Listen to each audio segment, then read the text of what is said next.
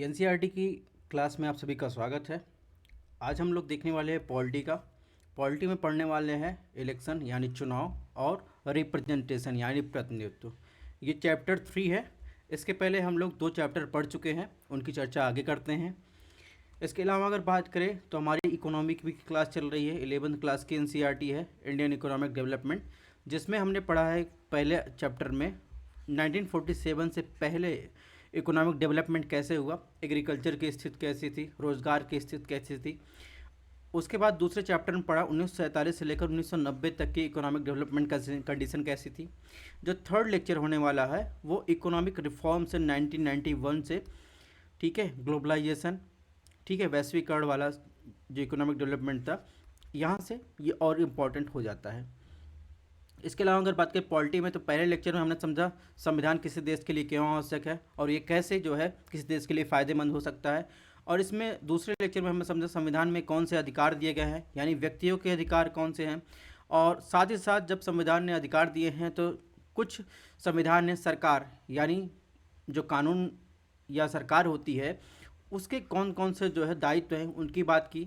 अब ये जो तीसरा है चैप्टर उसमें इलेक्शन को समझेंगे, यानी जो सरकार है उसका चुनाव कैसे होता है, ठीक है। और रिप्रेजेंटेशन सिस्टम, भारत में कौन सा रिप्रेजेंटेशन सिस्टम अपनाया गया है। तो सबसे पहले प्रीलिम्स की बात करें। प्रीलिम्स का आपने सिलेबस देखा होगा पॉलिटी का, तो उसका पॉलिटी का सिलेबस है Indian polity and governance, constitution, political system, Panchayati Raj, public policy, right issue इत्यादि।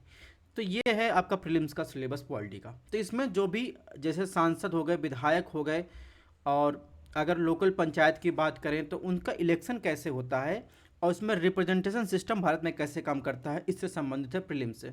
मेंस की बात करें तो मेंस में जाएंगे तो मेंस में रिप्रेजेंटेशन से लेकर जो विवाद होते रहते हैं उसको जो है उससे आपका ये संबंध है। स्ट्रक्चर कैसे संबंध, फंक्शन कैसे कार्य करता है, लेजिस्लेचर पार्लियामेंट में जो जो नियुक्त होके आते हैं सांसद वगैरह निर्वाचित होते हैं वो कैसे काम करता है, उससे ये संबंध है। अब बात करेंगे सबसे पहले अगर हम कोई भी एनसीईआरटी पढ़ते हैं तो प्रियम्बल दिया रहता है संविधान का दर्शन। आप पॉलिटी पढ़ रहे हैं तो सबसे पहले आपको क्लियर होना चाहिए कि संविधान क्या कहना चाहता है, उसका संविधान का सार क्या है। संविधान का दर्शन, यहाँ से भी क्वेश्चन बहुत ज़्यादा पूछे जाते हैं प्रीलिम्स में, ठीक है। इसके अलावा आपको जो है कब ये अडॉप्ट किया गया, कब ये इंटैक्ट हुआ, कब ये फोर्स में आया, ये सब भी आपको ध्यान रखना है, ठीक है। तो ये कुछ फैक्चुअल हो गए। अब बात करेंगे इलेक्शन एंड रिप्रेजेंटेशन की। तो सबसे पहले अगर आप कोई खेल खेलते हैं, आप चेस खेलते हैं या क्रिकेट खेलते हैं, तो उसके कुछ रूल होते हैं, ठीक है। और यानी अगर बात करें जैसे एनसीईआरटी में दिया गया है कि एग्जांपल दिया है कोई चेस होता है तो उसमें जो घोड़ा होता है वो 2.5 घर ही क्यों चलता है, उसके बजाय अगर सीधा चलने लगे तो क्या होगा। यानी अगर दूसरा एग्जांपल दिए क्रिकेट में, क्रिकेट का खेल है, अगर उसमें अंपायर ना हो, अंपायर नहीं होगा तो जो अपना निर्देश देगा, रूल बनाएगा, वो कैसे, यानी उसके बिना क्या हो सकता है। यानी जो नियम बने अगर उसको बदल दिया जाए तो उसका परिणाम भी बदल जाए। इसी तरह जैसे प्रत्येक खेल में एक निष्पक्ष अंपायर का होना जरूरी है जिसके निर्णय को सभी खिलाड़ी स्वीकार कर ले। खेल से बारे में जो सत्य है वही चुनाव के बारे में भी सत्य है। यानी चुनाव संपन्न कराने के लिए जो भारत में या हर भारत की बात करें तो उसमें जो अंपायर होता है उसे हम इलेक्शन कमीशन कहते हैं, ठीक है। इलेक्शन कमीशन जो रूल रेगुलेशन बनाता है उस पर जो है चुनाव के परिणाम निर्भर करते हैं। यानी चुनाव का परिणाम इस पर निर्भर करता है कि कैसे हमने कैसे रूल बनाए हैं। हमें चुनाव को निष्पक्ष ढंग से कराने के लिए एक मशीनरी भी चाहिए होती है, ठीक है। इन सभी का उल्लेख आप देखेंगे तो आपके कॉन्स्टिट्यूशन में मिलेगा, ठीक है। अगर चुनाव का निर्णय को राजनीति के भरोसे छोड़ दिया जाए तो इसके परिणाम जो है बहुत ज़्यादा खतरनाक हो सकते हैं, इसलिए इन्हें सरकार पर नहीं छोड़ा जा सकता। अतः चुनाव के बारे में इन मूलभूत निर्णयों को लोकतांत्रिक देश के संविधान में लिख दिया जाता है जैसे भारत के संविधान में लिखा गया है। अब बात करेंगे इलेक्शन एंड डेमोक्रेसी की। अब तक रिप्रेजेंटेशन की बात करें, अब इलेक्शन डेमोक्रेसी की बात करें तो आपके मन में 2 सवाल उठने चाहिए।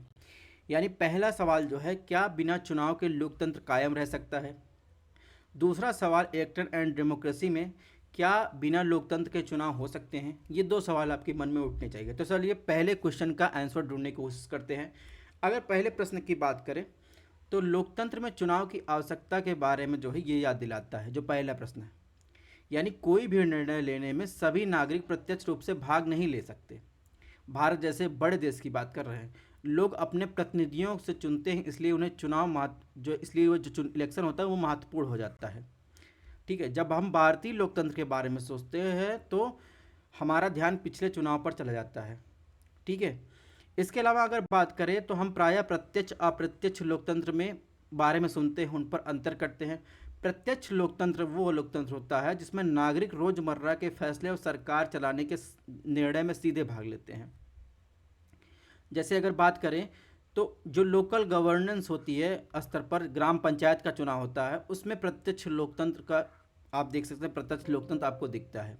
यानी ग्राम सभा का जो चुनाव होता है, ठीक है, डायरेक्ट डेमोक्रेसी आपको दिखाई देती है। ऐसी व्यवस्था में क्या होता है, नागरिक अपने प्रतिनिधियों को चुनते हैं, जो यानी प्रतिनिधि की बात कर रहा है, जो देश के शासन प्रशासन चलाने में सक्रिय रूप से भाग लेते हैं। ठीक है, इन प्रतिनिधियों को चुनने के बीच चुनाव या निर्वाचन कहते हैं। अतः महत्वपूर्ण निर्णय लेने और प्रशासन चलाने के लिए नागरिकों की सीमित भूमिका है। अपने यहाँ प्रतिनिधि मूल जो है लोकतंत्र है, यानी प्रतिनिधियों के सहायता से जो है लोग अपने कामकाज नागरिक जो है उनकी सहायता से कामकाज करते हैं। इसके अलावा नागरिक जो है उसमें अप्रत्यक्ष रूप से अपने निर्वाचित प्रतिनिधियों के माध्यम से सम्मिलित होते हैं, जिस व्याख्या में सभी प्रमुख निर्णय निर्वाचित प्रतिनिधियों के माध्यम से लिया जाता है। उसमें प्रतिनिधियों के निर्वाचन का तरीका बहुत महत्वपूर्ण हो जाता है। यानी कोई भी नागरिक एक निर्वाचक प्रतिनिधि चुनता है, 10 लाख जनसंख्या पे जो है एक चुना जाता है, तो उसमें जो है कैसी प्रक्रिया है उस प्रतिनिधि के निर्वाचन की, वो बहुत ज़्यादा इम्पॉर्टेंट हो जाता है। ठीक है, तो पहला क्वेश्चन अगर बात करें तो हमें जो है ये याद दिलाता है कि सभी सिटीजन जो है डायरेक्ट जो है पार्ट नहीं हो सकते हैं, ठीक है, मेकिंग एवरी डिसीजन में। ठीक है, तो इसलिए जो है हमारे यहाँ क्या है, रिप्रेजेंटेटिव इलेक्शन सिस्टम है। यानी लोग जो है अपने प्रतिनिधि द्वारा जो है डिसीजन मेकिंग में भाग लेते हैं। ठीक है, अगर बात करें डायरेक्ट डेमोक्रेसी और इनडायरेक्ट डेमोक्रेसी में, तो डायरेक्ट डेमोक्रेसी में क्या होता है, डायरेक्ट डेमोक्रेसी में सिटीजन डायरेक्टली जो है पार्टिसिपेट करते हैं डे टू डे डिसीजन में। ठीक है, और ये जो है गवर्नमेंट चलाने में सहायता करते हैं। जैसे ग्राम सभा की बात कर ली, तो यही जो हमने पीछे बताया इसको जो है शॉर्टकट में यहाँ पर दिया हुआ है। इसके अलावा अगर बात करें डायरेक्ट डेमोक्रेसी या जिसे प्योर डेमोक्रेसी कहते हैं, वो एक डेमोक्रेसी का स्वरूप है जिसमें मतदाता जो है निर्वाचित प्रतिनिधियों के बिना जो है, ठीक है, वो जो है डायरेक्ट जो है उसके नीतिगत पहलों में जो है निर्णय लेते हैं। वर्तमान में स्थापित अधिकांश लोकतंत्रों से ये भिन्न है डायरेक्ट डेमोक्रेसी, जो अपने यहाँ क्या है, प्रतिनिधि लोकतंत्र है। और डायरेक्ट डेमोक्रेसी आप देखेंगे तो छोटे देशों में दिखाई देगा। जैसे स्विट्जरलैंड में देखेंगे तो स्विट्जरलैंड एक छोटा सा देश है, उसमें डायरेक्ट डेमोक्रेसी आपको दिखाई देगा। तो वहाँ पर जो है, वहाँ पर निर्वाचित प्रतिनिधियों के द्वारा नहीं, बल्कि जो जनता है वो डायरेक्ट जो है नीतिगत पहलों में उसके निर्णय में भाग लेती है। अब बात करेंगे डायरेक्ट डेमोक्रेसी के दो फॉर्म होते हैं, यानी दो रूप होते हैं मेनली। ठीक है, एक होता है पार्टिसिपेटरी डेमोक्रेसी, दूसरा होता है डिलिबरेटिव डेमोक्रेसी यानी अधिकारहीन जो लोकतंत्र। ठीक है, आप इंग्लिश पर ध्यान दीजिएगा। अगर बात करें सेमी डायरेक्ट डेमोक्रेसी में, जिसमें रिप्रेजेंटेटिव होता है, एडमिनिस्टर वो डे टू डे गवर्नेंस में काम करता है, लेकिन जो नागरिक होते हैं वो स्वतंत्र होते हैं। ठीक है, अगर उसमें बात करें, इसमें जो डायरेक्ट डेमोक्रेसी होती है उसमें रेफरेंडम जैसे शब्द आप सुने होंगे, या प्लेबिसाइड जिसे कहते हैं, इनिशिएटिव एंड रिकॉल, ये वर्ड आपको ध्यान रखना चाहिए। ये संबंध किससे, ये डायरेक्ट डेमोक्रेसी से संबंधित है। ठीक है, रिप्रेजेंटेटिव डेमोक्रेसी से ये वर्ड नहीं संबंधित है। रेफरेंडम हो गया, प्लेबिसाइट हो गया, इनिशिएटिव हो गया, रिकॉल हो गया। ठीक है, अभी इसके बारे में आगे चर्चा करेंगे। जो पहला दो फॉर्म है यानी रेफरेंडम और इनिशिएटिव, ये एग्जाम्पल है डायरेक्ट लेजिस्लेशन का। यानी जनमत संग्रह एक प्रस्ताव, कानून या राजनीतिक मुद्दे पर मतदाताओं द्वारा प्रत्यक्ष वोट है। और जो है कुछ देशों में यह अलग अलग जो है पर्यायवाची के रूप में जाना जाता है जनमत संग्रह को। ठीक है, यानी रेफरेंडम को, इसे कई बार मतदान कह सकते हैं, लोकप्रिय परामर्श के रूप में जानते हैं। ठीक है, यानी अगर आएंगे देखिए, प्लेबिसाइट जनमत संग्रह हो गया, पॉपुलर कंसल्टेंस के रूप में, बैलेट क्वेश्चन के रूप में, बैलेट मेजर के रूप में जानते हैं, ठीक है, प्रपोर्शन के रूप में जानते हैं। तो अलग अलग देशों में इसे ही जनमत संग्रह को ही पर्यायवाची के रूप में किया जाता है। बस आपको ध्यान रखना है, जनमत संग्रह में डायरेक्ट जो है किसी राजनीतिक कानूनी मुद्दे पर मतदाताओं द्वारा प्रत्यक्ष वोट किया जाता है, ये आपको ध्यान रखना है। पहले क्वेश्चन का आंसर मिल गया, आप दूसरे क्वेश्चन को देखते हैं, उसके आंसर को ढूंढने की कोशिश करते हैं। क्या बिना लोकतंत्र के चुनाव हो सकता है? तो चीन और अगर बात करें रशिया जैसे देश जो है वो जो है इलेक्शन करवाते हैं, यानी बहुत सारे गैर लोकतांत्रिक देश में भी चुनाव होता है, और वो इसलिए करवाते हैं कि ताकि उनके शासन पर कोई खतरा ना हो, ठीक है। अगर बात करेंगे, आपके मन में क्वेश्चन उठे किसी देश में चुनाव को लोकतांत्रिक ढंग से संपन्न कराना सुनिश्चित कराने के लिए क्या करना चाहिए, ठीक है, तो इसकी चर्चा हम लोग आगे करते हैं। अगर बात करें लोकतांत्रिक ढंग से चुनाव संपन्न कराने के लिए क्या करना चाहिए, तो इसमें संविधान की भूमिका महत्वपूर्ण हो जाती है। एक लोकतांत्रिक देश में संविधान चुनावों के लिए कुछ मूलभूत नियम बनाता है, और इस संबंध में नियम कानून बनाने का काम क्या करते हैं, विधायिका करती है, ठीक है। अब कुछ क्वेश्चन आपके जैसे बात करें तो कौन मत देने के लिए योग्य है, दूसरा क्वेश्चन उठता है चुनाव लड़ने के लिए कौन योग्य है, तीसरा क्वेश्चन होता है चुनाव की देखरेख कौन करेगा। तो ये 3 क्वेश्चन को देखेंगे तो ये इंश्योर करते हैं कि इलेक्शन जो है फ्री हो और फेयर हो, ठीक है, डेमोक्रेटिक रूप में हो। इसके अलावा अगर तीसरे क्वेश्चन की बात करें, मतदाता अपना प्रतिनिधि कैसे चुनेंगे, मतगणना कैसे होगी और प्रतिनिधियों का चुनाव कैसे होगा, तो ये जो दो लास्ट क्वेश्चन है ये इंश्योर करते हैं फेयर रिप्रेजेंटेशन को, यानी जो है फेयर प्रतिनिधित्व को जो है सुनिश्चित करते हैं। नेक्स्ट बात करेंगे भारत में इलेक्शन सिस्टम कैसा है। अगर भारत की बात करें तो आपने भारत में स्पेशल मेथड फॉलो किया जाता है, यानी पूरे देश को 543 निर्वाचन क्षेत्र में यानी 543 निर्वाचन क्षेत्र में बांट दिया जाता है। प्रत्येक निर्वाचन क्षेत्र में से एक प्रतिनिधि चुना जाता है, और उस निर्वाचन क्षेत्र में जिस प्रत्याशी का सबसे अधिक वोट मिलते हैं उसे निर्वाचित घोषित कर दिया जाता है, ठीक है। अपने भारत में जो है सबसे लोकप्रिय सिस्टम है, यानी जो अपनाया गया है वो first past the post system है। सिंपल लैंग्वेज में बताएं, जो सबसे आगे है वही जीत जाता है, ठीक है, यानी चुनावी दौड़ में जो प्रत्याशी अन्य प्रत्याशी के मुकाबले सबसे अधिक आगे निकल जाता है वही विजयी हो जाता है। इसे बहुलवादी व्यवस्था भी कहते हैं। संविधान इसी विधि को स्वीकार करता है, लेकिन अगर विजयी प्रत्याशी के लिए जरूरी नहीं है कि वह कुल मतों का बहुमत ही पाए, ठीक है। इसमें क्या होता है, जैसे 100 वोट है तो अगर कोई 51 वोट पा गया तो वो जो है आगे निकल गया, 49 वाला जो है वो हार जाता है, ठीक है। अगर इसके लाभ की बात करें तो इसमें चुनाव क्षेत्र और प्रतिनिधि के मध्य, यानी जो निर्वाचन एरिया होता है और जो रिप्रेजेंटेटिव होता है, यानी जो खड़ा रहता है इलेक्शन में, उसके मध्य जो होता है सीधे संबंध का निर्माण होता है। इसके द्वारा क्या होता है, मतदाताओं के समझ जो है यानी स्पष्ट जो है चयन का विकल्प होता है, यानी वो मतदाता अपने हिसाब से जो है विकल्प चयन कर सकते हैं कि इस व्यक्ति को नहीं, उस दूसरे व्यक्ति को, जो उनको सही लगता है उसको वोट करना है। और इसके अलावा अगर बात करें कुछ अराजक तत्व अगर चुनाव लड़ रहे हैं तो उनकी जीतने की संभावना कम हो जाती है, क्योंकि मतदाता सजग हो जाते हैं कि इनको वोट नहीं देना है, ठीक है। इसके अलावा अगर बात करें इसके एक लाभ के रूप में एक और बात गिनी जाती है कि अगर इसके द्वारा एक शक्तिशाली एक दलीय सरकार का निर्माण भी होता है, जिसमें आंतरिक संघर्ष और विखंडन का अभाव होता है, यानी अभाव नहीं होता, ठीक है, यानी एक शक्तिशाली एक दलीय शासन का निर्माण, जैसे फॉर एग्जांपल इस टाइम जो है बीजेपी गवर्नमेंट है और इसके अलावा इंदिरा गांधी की गवर्नमेंट थी, तो इसका एक ये लाभ है, ठीक है। अब इसके हानि की बात करते हैं। इसमें क्या होता है, ज़्यादातर मत बेकार हो जाते हैं, जैसे मैंने बताया 100 वोट है उसमें 51 जो पाया वो विजयी हो गए, 49 वोट बेकार हो गए, ठीक है। और इसके अलावा 2 दलों के अलावा छोटे दल का विजय यानी जीतने की संभावना नहीं होती है, अतः मतदाताओं का विकल्प जो होता है वो सीमित हो जाते हैं। एक दल को बहुमत मिल जाए तो सरकार विधायिका में ज़्यादा शक्तिशाली हो जाती है और विरोध की संभावना कम हो जाती है और जवाबदेही भी कम हो जाती है, यानी सरकार जो है निरंकुश हो जाती है। अब नेक्स्ट बात करेंगे प्रोपोर्शनल रिप्रेजेंटेशन सिस्टम में। तो भारत में ये कुछ ही एरिया में इसको अपनाया गया है, और भारत में जो अपनाया जाता है वो एकल संक्रमणीय अनुपातिक प्रतिनिधित्व सिस्टम अपनाया जाता है, ठीक है। यानी अगर बात करें राष्ट्रपति का चुनाव हो गया, उपराष्ट्रपति का चुनाव हो गया, ठीक है, राज्यसभा के सदस्यों का चुनाव हो गया। तो इसमें जो है सॉरी, एकल संक्रमणी अनुपातिक प्रतिनिधि व्यवस्था अपनाई जाती है। इसके अलावा जो अन्य है जैसे लिस्ट सिस्टम हो गया, एडिशनल मेंबर इलेक्टोरल सिस्टम हो गया, और इसके अलावा संचयी सिस्टम होगा। तो ये भी जो है समानुपातिक रिप्रेजेंटेशन का ही पार्ट है, लेकिन भारत में जो है ये बहुत ज़्यादा यानी प्रोपोर्शनल रिप्रेजेंटेशन का एक जटिल रूप अपनाया जाता है। लिस्ट सिस्टम की बात करें तो लिस्ट सिस्टम जो है अर्जेंटीना, इजराइल जैसे देशों में अपनाया जाता है, जिसमें मतदाता जो होते हैं वो पार्टी को वोट करते हैं, प्रतिनिधि को नहीं। यानी हर पार्टी का इसमें छोटी बड़ी चाहे जो भी पार्टी हो तो उसके पार्टी का कोटा निर्धारित होता है, यानी इतनी सीट इस पार्टी को मिलेगा, इतनी सीट इस पार्टी को मिलेगा। तो मतदाता जो है पार्टी को वोट करते हैं, ठीक है।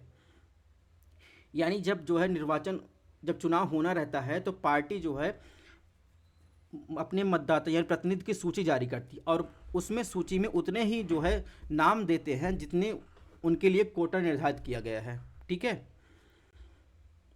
और भारत की बात करें, भारत में समानुपातिक प्रतिनिधित्व की बात करें तो उसमें जो है मैंने बता ही दिया कि हमारा संविधान जो है राष्ट्रपति, उपराष्ट्रपति, राज्यसभा, विधान परिषद के चुनाव के लिए जो है समानुपातिक सिस्टम के एक तीसरा और जटिल रूप जिसे एकल संक्रमणी मत कहते हैं वो स्वरूप अपनाता है, ठीक है।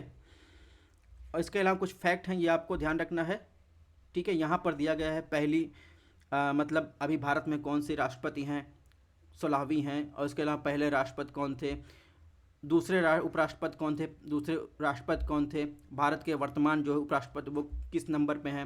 इसके अलावा महिला जो पहली महिला राष्ट्रपति थी उनका नाम दिया गया है, पहली महिला मुख्यमंत्री थी उनका नाम दिया गया, पहली महिला राज्यपाल थी उनका नाम दिया गया। तो ये आपको देख लेना है, ठीक है।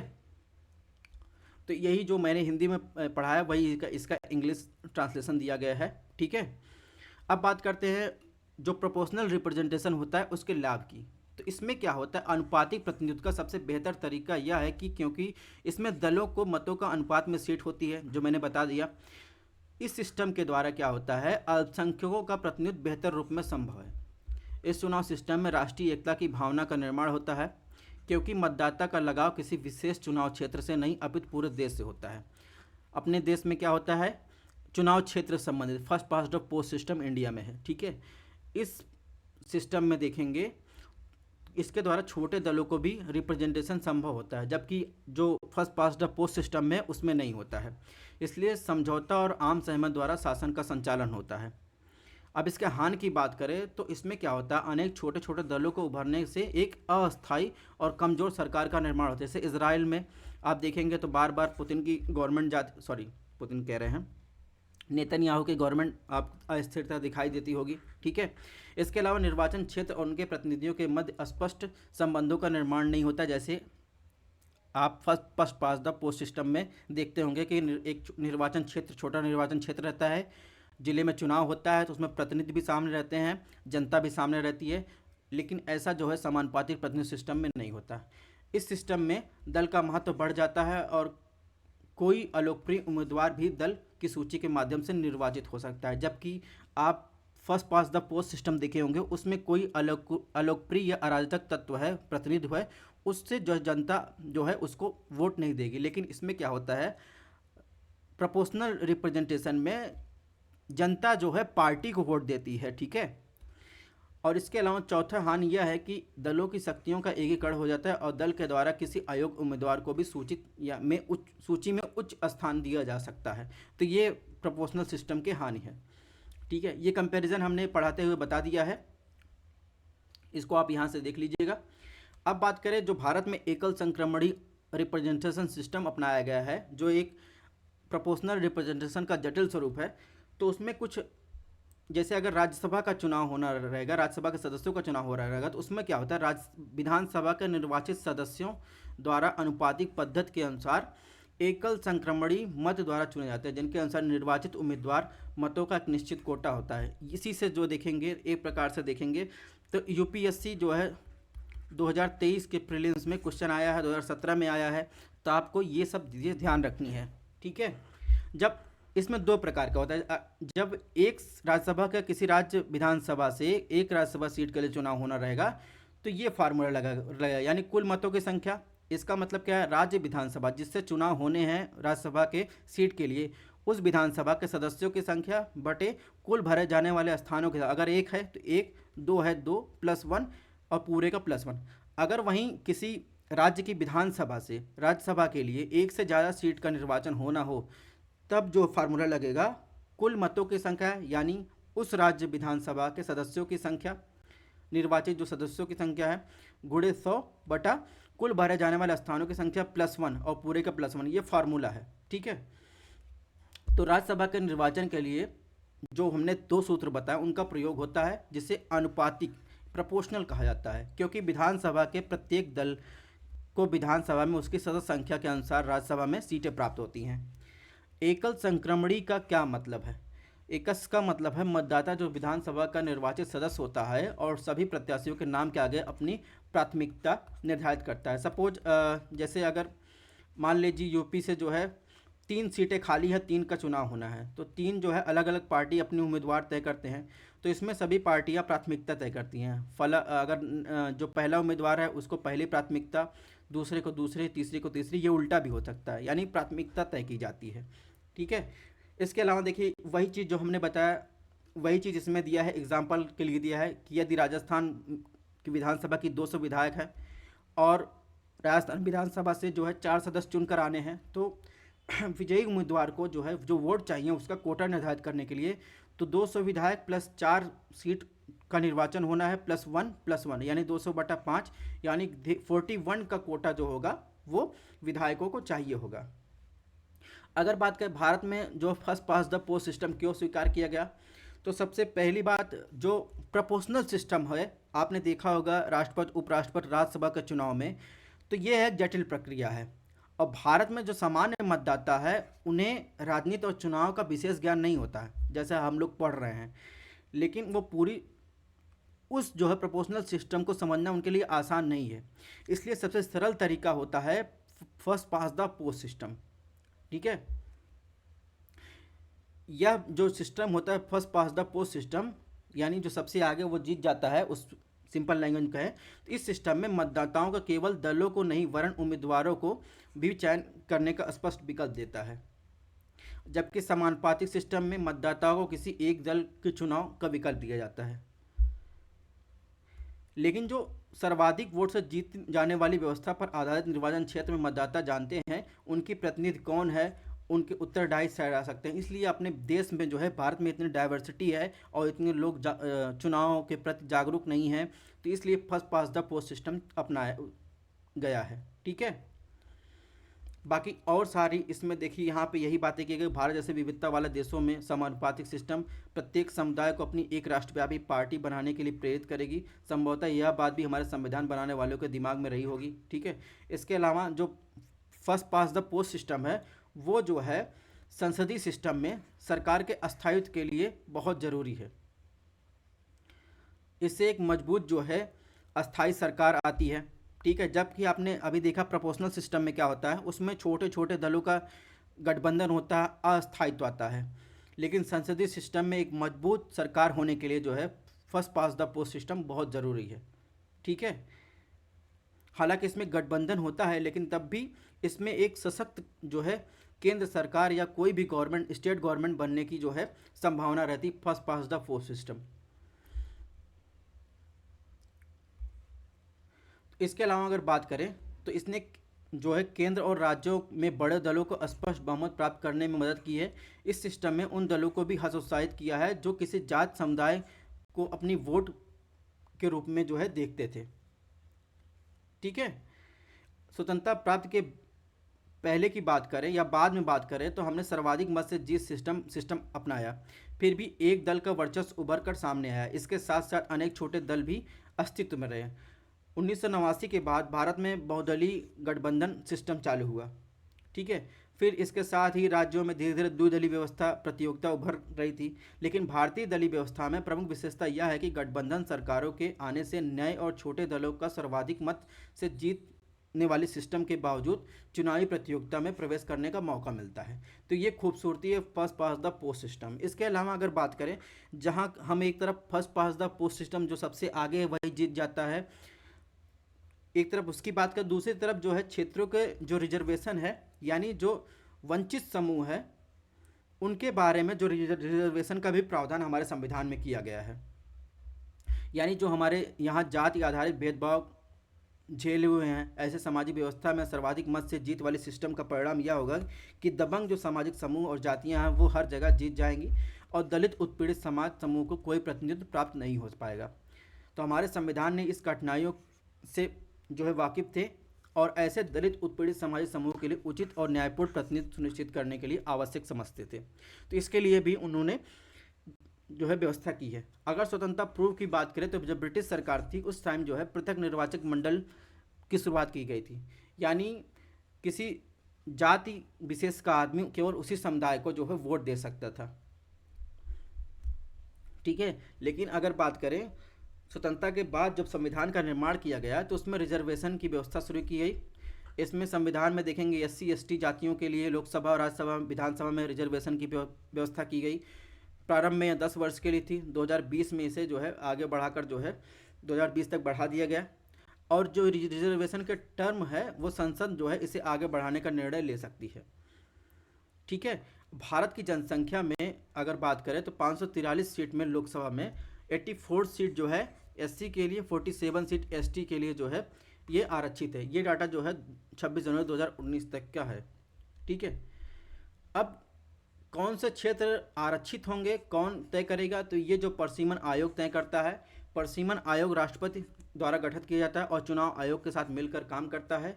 देश में निर्वाचन क्षेत्रों को जो है सीमा खींचने के उद्देश्य से इसका जो है गठन किया जाता है और जब वो उद्देश्य प्राप्त हो जाता है तब परिसीमन आयोग जो है विघटित हो जाता है।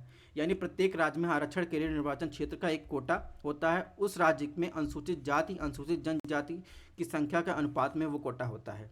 ठीक है, इसके अलावा अगर बात करें तो ये तो हो गया रिजर्वेशन की। संविधान में अन्य उपेक्षित कमजोर वर्गों के लिए इस प्रकार के आरक्षण की कोई व्यवस्था नहीं है। ठीक है, अगर शहरी और ग्रामीण स्थानीय सरकारों में महिलाओं के लिए सीटें आरक्षित कर दी गई हैं। और अगर बात करें कि लोकसभा विधानसभा में ऐसी व्यवस्था के लिए संविधान संशोधन करना पड़ेगा। अगर महिलाओं के लिए रिजर्वेशन की बात जो लोकसभा में अगर महिलाओं का रिजर्वेशन का प्रावधान करना है तो संविधान में जो है अमेंडमेंट करना पड़ेगा। कई बार जो है अमेंडमेंट का प्रस्ताव लाया गया लेकिन पारित नहीं हो पाया क्योंकि राजनीतिक इच्छा शक्ति नहीं है। ठीक है, अब बात करते हैं, ये तो हमने देख लिया रिजर्वेशन के बारे में। अगर किसी को लोकसभा या विधानसभा का चुनाव लड़ना है तो उस उम्मीदवार की उम्र 25 वर्ष होना चाहिए। इसके साथ कुछ प्रतिबंध है, जैसे अगर बात करें तो जो व्यक्ति चुनाव लड़ रहा है उसकी उम्र 25 साल है। यदि वह व्यक्ति जो है किसी अपराध के लिए 2 या 2 से अधिक वर्षों के लिए जेल हुआ है तो उसे चुनाव लड़ने के लिए योग्य नहीं है। ठीक है, 1889 तक 21 वर्ष के ऊपर के भारतीय नागरिकों के लिए वयस्क भारतीय माना जाता था।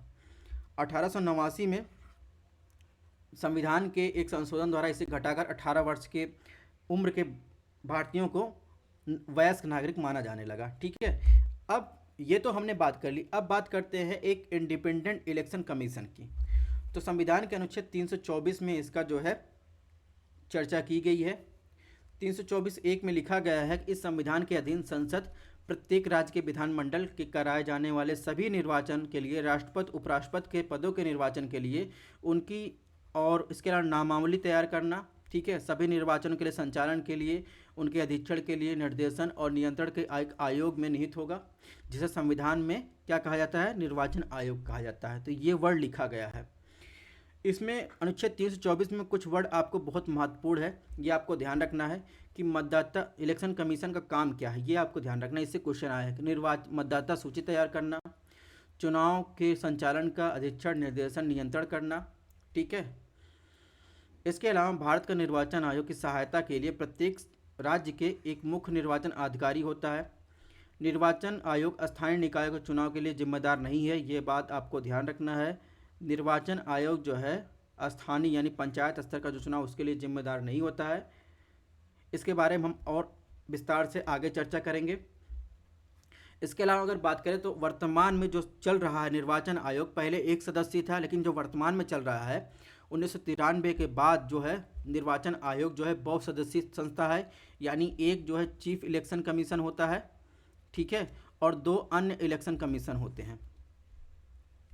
ठीक है, अगर बात करें बहुसदस्यीय निर्वाचन आयोग की, तो उसमें जो आयोग की शक्तियां हैं वो साझेदारी हो गई। यानी पहले क्या था, इस पर बड़ा मतभेद था कि जो शक्तियां हैं सबसे ज़्यादा चीफ इलेक्शन कमीशन की है या अन्य इलेक्शन कमीशन की है। लेकिन अब जो क्या हो गया है, अब इन तीनों की शक्तियां जो है बराबर है। यानी चीफ इलेक्शन कमीशन की बात करें, इस टाइम कौन है, राजीव कुमार है। और इसके अलावा अन्य इलेक्शन कमिश्नर जो है श्री अनूप चंद्र पांडे हैं और श्री अरुण गोयल हैं। तो वर्तमान में ये हमारे इलेक्शन कमिश्नर हैं। ठीक है, यानी दोनों निर्वाचन आयुक्तों की तुलना में उसे ज़्यादा शक्तियां नहीं हैं चीफ इलेक्शन कमीशन को। और एक सामूहिक संस्था के रूप में चुनाव संबंधी सभी निर्णय मुख्य निर्वाचन आयुक्त अन्य दो निर्वाचन आयुक्तों की शक्तियां समान हैं। उनकी नियुक्तियां राष्ट्रपति द्वारा मंत्रिपरिषद के परामर्श पर की जाती है। ऐसे में यह संभव है कि सरकार द्वारा किसी एक ऐसे हितैषी नियुक्त निर्वाचन आयोग में कर दी जाए कि जो चुनाव में सरकार का समर्थन करे। इस शंका के चलते अनेक लोगों ने इस प्रक्रिया, यानी जो नियुक्ति की प्रक्रिया है, उसको बदलने के लिए सुझाव दिया है। इसके लिए एक भिन्न प्रक्रिया का पालन किया जाना चाहिए, ये सुझाव है, जिसमें मुख्य निर्वाचन आयुक्तों की नियुक्ति में विपक्ष का नेता, अपोजिशन और भारत के मुख्य न्यायाधीश के परामर्श से करना जरूरी होता है। ठीक है, अब बात करें निर्वाचन आयुक्तों की कार्यकाल की, तो संविधान में उन्हें 6 वर्ष और 65 वर्ष की आयु तक जो भी पहले हो उसका जो है कार्यकाल निश्चित किया गया है। अगर मुख्य निर्वाचन आयुक्त को उसके कार्यकाल समाप्त होने से पूर्व राष्ट्रपति द्वारा हटाया जाना हो तो सॉरी, तो इसके लिए संसद में दोनों सदनों में विशेष बहुमत से पारित करना। इसका आशय एक प्रतिवेदन राष्ट्रपति को भेजना होगा। ऐसा यह सुनिश्चित करने के लिए किया गया है कि कोई भी सरकार मुख्य निर्वाचन आयुक्त को ना तो हटा सके जो उसके चुनाव में उसकी तरफदारी करने से मना करे। ठीक है, निर्वाचन आयुक्तों को भारत के राष्ट्रपति द्वारा हटाया जा सकता है, लेकिन इसके लिए जो है विशेष बहुमत की आवश्यकता होती है। अब बात करें भारत का निर्वाचन आयोग के पास बहुत सारे काम होते हैं, जैसे मतदाता सूचियों को अपडेट करना, उसकी देखरेख करना, मतदाता सूचियों में गलतियां ना हो, अर्थात पंजीकृत मतदाताओं के नाम न छूट जाए। ठीक है, उनमें ऐसे लोग ना नाम हो जो मतदान के योग्य ना हो। ठीक है, चुनाव का समय पर और चुनाव कराना, चुनाव कार्यक्रम तय करना, इसके अलावा चुनाव की घोषणा करना, नामांकन प्रक्रिया शुरू करना, मतदाता की तिथि, मतगणना की तिथि, चुनाव परिणाम की घोषणा, ये चुनाव आयोग के कार्य हैं, ये आपको अच्छे से पता होने चाहिए। इस पूरी प्रक्रिया में निर्वाचन आयोग स्वतंत्र और निष्पक्ष चुनाव कराने के लिए निर्णय लेने का अधिकार है। वह पूरे देश में किसी राज्य निर्वाचन क्षेत्र को चुनाव में जो रोक सकता है या रद्द कर सकता है। अगर उसे ऐसा लग जाता है कि जहाँ पर वो इलेक्शन हो रहा है, एक सेकेंड, जहाँ पर इलेक्शन हो रहा है वहाँ पर वो माहौल नहीं है और वहाँ पर स्वतंत्र और निष्पक्ष चुनाव कराना संभव नहीं है, तो निर्वाचन आयोग राजनीतिक दलों, उनके उम्मीदवारों के लिए एक मॉडल कोड ऑफ कंडक्ट लागू करता है और किसी निर्वाचन क्षेत्र में दोबारा जो है चुनाव कराने की आज्ञा दे सकता है। यदि उसे लगे मतगणना प्रक्रिया पूरी तरह से उचित और न्यायपूर्ण नहीं है तो दोबारा से मतगणना कराने का आज्ञा भी दे सकता है। और निर्वाचन आयोग राजनीतिक दलों को मान्यता देता है, उन्हें चुनाव चिन्ह देता है। ठीक है, वर्तमान में 7 नेशनल पार्टीज़ हैं। ठीक है, आपको ये भी ध्यान रखना है फैक्ट के लिए। National Congress party, national Indian Congress, communist party of India, communist party of India, ठीक है, Bharatiya Janata party, Bahujan Samajwadi party, all India Trinamool Congress. ठीक है,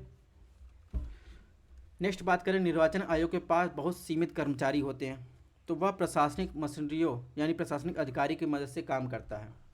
और एक बार चुनाव प्रक्रिया शुरू हो जाती है तो चुनाव संबंधी कार्यों के संबंध में आयोग पूरी प्रशासनिक नियंत्रण पर हो जाता है। चुनाव प्रक्रिया के दौरान राज्य और केंद्र सरकार प्रशासनिक अधिकारियों को चुनाव संबंधी कार्य देते हैं और इस संबंध में निर्वाचन आयोग उन पर पूरा नियंत्रण होता है। निर्वाचन आयोग इन अधिकारियों का तबादला कर सकता है जब चुनाव की प्रक्रिया चल रही हो, तो पूरा पावर जो है निर्वाचन आयोग के पास होता है। ठीक है, चाहे कर्मचारी स्टेट गवर्नमेंट हो, सेंट्रल गवर्नमेंट हो, उससे मतलब नहीं है। और तबादले को रोक भी सकता है। अधिकारी निष्पक्ष ढंग से काम करने में विफल रहे तो आयोग उसके विरुद्ध कार्रवाई भी कर सकता है। तो उसने चुनाव प्रक्रिया की गरिमा बनाए रखने के लिए निष्पक्ष और न्यायपूर्ण ढंग से काम किया। ठीक है, निर्वाचन आयोग ने। अगर बात करें तो ये आम धारणा है कि 25 वर्ष पहले के मुकाबले आज का निर्वाचन आयोग ज़्यादा स्वतंत्र और प्रभावी है। इसलिए अगर बात करें तो नई निर्वाचन आयोग की शक्तियां और संवैधानिक सुरक्षा बढ़ा दी गई हैं। दरअसल निर्वाचन आयोग ने केवल उन शक्तियों और प्रभावशाली ढंग से प्रयोग करना शुरू कर दिया है जो उन्हें संविधान में पहले से ही प्राप्त है। ठीक है, अब कुछ फैक्ट की बात कर लेते हैं। 1951 से 52 तक जो है, अभी तक 2019 तक की बात करें तो जो अभी 16वीं लोकसभा चुनाव हो रही हैं, तो इलेक्शन कमीशन ऑफ इंडिया ने 17 लोकसभा चुनाव का करवाया है। इसके अलावा पहला जनरल इलेक्शन जब हुआ था तो वो हुआ था 1951 में जी। ठीक है,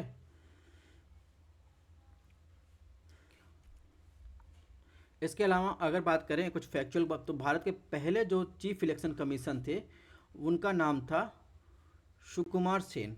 और भारत की जो पहली जो है चीफ इलेक्शन कमीशन में पहली लेडी चीफ इलेक्शन कमिश्नर थी वो थी श्रीमती V.S. रामा देवी। ये भी कुछ आपको फैक्चुअल क्वेश्चन आपको याद रखना है। और वर्तमान में जो चीफ इलेक्शन कमीशन है उसका नाम श्री राजीव कुमार। ठीक है, इसके अलावा इलेक्शन कमीशन ने जो संविधान द्वारा उनको शक्तियाँ दी गई उसका प्रयोग किया था। तो जब राजीव गांधी की जो मृत्यु हुई थी तो उसमें जो है पोस्टपोन कर दिया था इलेक्शन को। ठीक है, इलेक्शन बीच में ही चल रहा था। असम, पंजाब, जम्मू कश्मीर में जब मिलिट्री अफेक्टेड एरिया था उस टाइम भी कर दिया था। इसके अलावा गुजरात में जो 2002 में गुजरात दंगे हुए थे, ठीक है, गोधरा कांड में हुआ, तब भी उस टाइम जो है गुजरात असेंबली का जो है इलेक्शन था कुछ महीने के लिए टाल दिया गया था। ठीक है, और सुप्रीम कोर्ट ने इनके इस डिसीजन को भी सही पाया है। ठीक है, सही ठहराया है। अब बात करेंगे इलेक्टोरल रिफॉर्म की, जो अभी चर्चा में हमेशा रहता है। तो हमने बताया कि पिछले 66 वर्षों के अनुभव के बाद हमारे चुनाव सिस्टम में सुधार किए अनेक सुझाव दिए जाते हैं। चुनाव सुधार में सुझाव निर्वाचन आयोग के विभिन्न राजनीतिक दलों और स्वतंत्र समूहों अनेक विद्वानों द्वारा दिए गए। इसमें कुछ सुझाव इस अध्याय में आपको संवैधानिक प्रावधानों को संशोधित करने के बारे में बताए गए हैं, उनकी चर्चा हम लोग करेंगे। पहला जो है, हमारी चुनाव व्यवस्था को सर्वाधिक मत जीत सिस्टम से के स्थान पर किसी भी समानुपातिक सिस्टम प्रणाली लागू करनी चाहिए। इससे राजनीतिक दलों को उसी अनुपात में सीटें मिलेंगे जिस अनुपात में उन्हें वोट मिलेंगे। इससे वोट बेकार नहीं जाएगा। इसके अलावा अगर बात करें, जिस उम्मीदवार के विरुद्ध फौजदारी का मुकदमा हो उसे चुनाव लड़ने से रोक दिया जाना चाहिए, भले ही उसके विरुद्ध न्यायालय में अपील कर रखी हो। चुनाव प्रचार में जाति या धर्म के आधार पर की जाने वाली किसी भी अपील को पूरी तरह से प्रतिबंध कर देना चाहिए। इसके अलावा एक सुझाव दिया जाता है, राजनीतिक दलों की कार्यप्रणाली को नियंत्रित करने के लिए और उनकी कार्यविधि को अधिक पारदर्शी लोकतांत्रिक बनाने के लिए कानून होना चाहिए। इसके अलावा अगर बात की तो एक सुझाव और दिया जाता है, संसद और विधानसभाओं में 1/3 सीटों पर महिलाओं को चुनने या रिजर्वेशन का प्रावधान किया जाना चाहिए। चुनावी राजनीति में धन के प्रभाव को नियंत्रित करने के लिए और अधिक कठोर प्रावधान करना चाहिए। सरकार को एक विशेष निधि से चुनावी खर्चों का भुगतान करना चाहिए। ठीक है, तो ये सब कुछ सुझाव दिए गए हैं। वास्तव में स्वतंत्र और निष्पक्ष चुनाव तभी हो सकता है जब सभी उम्मीदवार, राजनीतिक दल, वे सभी लोग जो चुनाव प्रक्रिया में भाग लेते हैं लोकतांत्रिक प्रतिस्पर्धा की भावना का सम्मान करें, तभी जो है एक निष्पक्ष स्वतंत्र चुनाव हो सकता है। तो ये कुछ सुझावों को भी आपको ध्यान रखना है, अगर मेंस में क्वेश्चन आ जाता है तो आपको लिखने के लिए काम देगा। ठीक है, कानूनी अधिक सुधारों के अतिरिक्त दो और तरीके हैं जिनसे यह सुनिश्चित किया जा सकता है कि चुनाव जनता की अपेक्षाओं, लोकतांत्रिक आकांक्षाओं को व्यक्त करें। पहला यह है कि जनता को स्वयं ही अधिक सतर्क रहना चाहिए। ठीक है, और दूसरा बात करें तो आम आदमी के लिए नियमित रूप से राजनीतिक भाग लेने की अपनी सीमाएं हैं। इसलिए यह ज़रूरी है कि अनेक राजनीतिक संस्थाओं, राजनीतिक संगठनों का विकास किया जाए जो स्वतंत्र और निष्पक्ष चुनाव कराने के लिए पहरेदारी करें। तो दो कानूनी सुधारों की अलावा भी ये दो जो है उपाय किए जा सकते हैं। अब बात करते हैं निष्कर्ष की। तो निष्कर्ष में बात करें तो जिस देश में रिप्रेजेंटेशन वाला लोकतंत्र है वहाँ चुनाव और चुनाव का प्रतिनिधित्व वाला स्वरूप लोकतंत्र को प्रभावी, विश्वसनीय बनाने में निर्णायक भूमिका निभाता है। भारत में चुनाव व्यवस्था की सफलता के अनेक आधारों पर मापी जा सकती है। पहला, हमारी चुनाव व्यवस्था में मतदाताओं न केवल अपने प्रतिनिधियों को चुनने की स्वतंत्रता दी जाती है बल्कि वो उन्हें केंद्र और राज्यों में शांतिपूर्ण ढंग से सरकारों को बदलने का अवसर देता है हर 5 साल में। दूसरा, मतदाताओं ने चुनाव प्रक्रिया में लगातार रुचि ली है, उसमें भाग लिया है। चुनाव में भाग लेने वाले उम्मीदवारों को दलों की संख्या जो है लगातार बढ़ रही है, नए नए दल बनते जा रहे हैं। तीसरा, चुनाव व्यवस्था में सभी को स्थान मिलता है, यह सभी को साथ लेकर चलती है। हमारे प्रतिनिधियों को सामाजिक पृष्ठभूमि में धीरे धीरे बदल ली है। अब हमारे प्रतिनिधि विभिन्न सामाजिक वर्गों से आते हैं, यद्यपि इनमें अभी महिलाओं की संख्या में संतोषजनक वृद्धि नहीं हुई है। ठीक है, वुमेन रिप्रेजेंटेशन की बात कर रहा है। ठीक है, पहले तो हमने उसके पॉजिटिव एस्पेक्ट जो हमने दिखा दी, अब नेगेटिव एस्पेक्ट की बात कर रहे हैं। ठीक है, सुझाव भी देना जरूरी है। चौथा बात करें तो देश के अधिकतर भागों में चुनाव परिणाम चुनावी अनियमितताओं और धांधली से प्रभावित नहीं होते, यद्यपि चुनाव में धांधली करने के लिए अनेक प्रयास किए जाते हैं। आपने चुनाव में हिंसा, मतदाता सूचियों के वोटरों के नाम गायब होने की शिकायतें, डराए धमकाने जाने की आदि की शिकायतें अक्सर सुनी होगी। फिर भी ऐसी घटनाओं से शायद ही कोई चुनाव परिणाम प्रत्यक्ष रूप से प्रभावित होता होगा। ठीक है, अंतिम और सबसे महत्वपूर्ण बात यह है कि हमारे जो चुनाव में हमारे लोकतांत्रिक जीवन का अभिन्न अंग हो गए हैं। कोई भी इस बात की कल्पना भी नहीं कर सकता कि कोई भी सरकार चुनाव में जनादेश का उल्लंघन भी करेगी। इस तरह कोई भी कल्पना नहीं कर सकता कि बिना चुनाव के कोई सरकार बन सकेगी। वास्तव में भारत में निश्चित अंतराल पर होने वाले नियमित चुनाव का एक महान लोकतांत्रिक प्रयोग के रूप में ख्याति मिली है। इन सभी बातों से हमारी चुनाव व्यवस्था के देश विदेश में अंदर से देखा जाता है। भारत में मतदाता के अंदर आत्मविश्वास बढ़ा है। मतदाताओं की निगाह में निर्वाचन आयोग का कद बढ़ा है। हमारे संविधान निर्माताओं के मूल उद्देश्यों को उचित ठहराता है। यदि चुनाव प्रक्रिया को कुछ और दोष रहित बनाया जा सके तो हम मतदाता और नागरिक के रूप में लोकतंत्र के इस महोत्सव को और अच्छी तरह से आनंद उठा सकेंगे और इसे अर्थपूर्ण बना सकेंगे। तो इसका एक पॉजिटिव एस्पेक्ट है, इसको आप मेंस आंसर राइटिंग में बखूबी यूज कर सकते हैं। ठीक है, नेक्स्ट जो क्लास होगी वो होगी एग्जीक्यूटिव पे यानी कार्यपालिका पे। अब चलते हैं प्रीवियस ईयर क्वेश्चन पेपर को देखते हैं। तो लोकसभा के निर्वाचन के लिए नामपत्र कौन जारी करता है? तो लोकसभा के निर्वाचन के लिए जो है यानी भारत के किसी नागरिक द्वारा जिसका नाम किसी निर्वाचन क्षेत्र मतदाता सूची में है वो दाखिल किया जा सकता है। ठीक है, तो इसमें जो है ऑप्शन सी जो है सही है।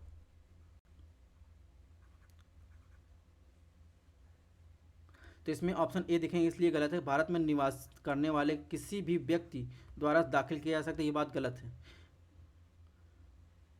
ठीक है, नागरिक द्वारा जिसका नाम किसी निर्वाचन क्षेत्र की मतदाता सूची में है तो दाखिल किया जा सकता है। इस प्रकार ऑप्शन सी सही है। क्वेश्चन नंबर नेक्स्ट क्वेश्चन की बात निम्नलिखित कथनों पर विचार कीजिए। लोकसभा अथवा राज्य विधानसभा के निर्वाचन क्षेत्र में जीतने वाले उम्मीदवार को निर्वाचित घोषित किए जाने के लिए मतदान का कम से कम 50%, 50 नहीं 50 से +1% पाना अनिवार्य है, यानी first pass the post system है, इसको आपको ध्यान रखना है।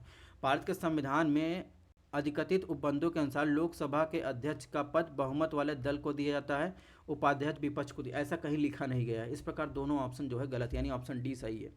नेक्स्ट 2017 में क्वेश्चन पूछा गया कि भारत का निर्वाचन आयोग 5 सदस्यीय निकाय, ये बात गलत है। 3 सदस्यीय निकाय हैं। ठीक है, संसद का गृह मंत्रालय आम चुनाव उपचुनाव दोनों के लिए कार्यक्रम तय करता है, ये बात गलत है। निर्वाचन आयोग तय करता है। निर्वाचन आयोग मान्यता प्राप्त राजनीतिक दलों को विभाजन से संबंधित विवाद निपटाता है, इसमें ऑप्शन डी जो है सही है। 2012 में क्वेश्चन पूछा गया परिसीमन आयोग के बारे में। परिसीमन आयोग के आदेशों को किसी न्यायालय में चुनौती नहीं दी जा सकती, ये बात बिल्कुल सही है। परिसीमन आयोग के आदेश जब लोकसभा अथवा राज्य विधानसभा के सम्मुख रखे जाते हैं तब उन आदेशों में कोई संशोधन नहीं किया जा सकता, ये बात भी सही है। तो इसमें जो है सी ऑप्शन सही है। नेक्स्ट 2018 में क्वेश्चन पूछा गया भारत के राष्ट्रपति के निर्वाचन के संबंध निम्नलिखित कथनों पर विचार कीजिए। प्रत्येक एमएलए का वोट का मूल्य अलग अलग राज्य में अलग अलग होता है। ठीक है, ये बात बिल्कुल सही है। जनसंख्या के आधार पर एमएलए का वोट का मूल्य होता है। इस 2023 में भी इससे मिलता जुलता क्वेश्चन पूछा गया है। लोकसभा के सदस्यों का वोट मूल्य राज्यसभा के सदस्यों के वोट मूल्य से अधिक होता है। ठीक है, ये बात जो है गलत है, सिर्फ और सिर्फ इसमें एक सही है। इसके अलावा 2016 में क्वेश्चन पूछा गया है निम्नलिखित कथनों पर विचार, किसी भी व्यक्ति के लिए पंचायत सदस्य बनने के लिए न्यूनतम जो निर्धारित आयु है वो किसके लिए है? पंचायत सदस्य के लिए 21 वर्ष है। ठीक है, लोकसभा का चुनाव लड़ने के लिए 25 वर्ष है। ठीक है, इस प्रकार ऑप्शन एक गलत हो जाएगा। एक सेकंड।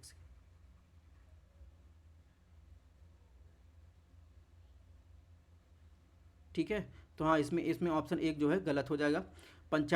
अगर कोई पंचायत समय पूर्व भंग हो जाती है उसके पश्चात जो भी नई पंचायत बनाई जाती है तो केवल जो बचा हुआ समय होता है उसके लिए जारी रहता है वो पंचायत, ये बात सही है। ऑप्शन बी इसमें सही है।